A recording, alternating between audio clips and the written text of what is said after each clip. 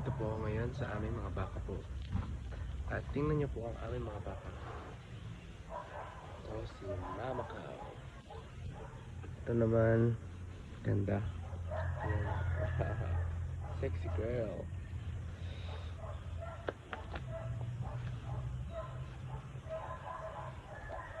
Sexy girl.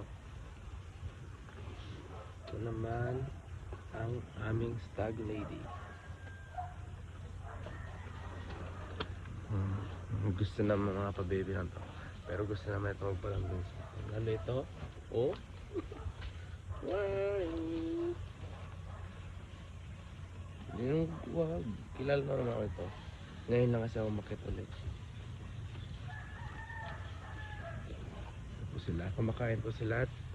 Ito po, dinagdagan ko po ang pagkain nila kasi ano to sila, hanggang sa gabi to sila kakain. Alam ninyo, 2 hours lang pahinga dapat ng mga pinatutabang baka. Dapat ito, 24 hours, meron silang kinakain para patuloy ang kanilang pagtaba. Kapag ito ay pinakabayaan mo lang, sila tataba ng in-expect mong panahon. Pero kapag ito ay pinukusan mo at lalay ka sa pagkain, gaganda ang mga katawan nila. Diba? Ito po mga pakain namin. Oh. Yan. At ilalagay mo ito sa kanila. Isipin mo, dami-dami kong nilagay. Wala pang ilang minuto. Parang binuldozer nila yung mga kinain nila. Biglang lumiit lang. Malakas sila kumain. Buntong. Hindi mo itong mama ko. Sobrang buntot na. Laki ng tiyan. Ito rin. Si Heifer.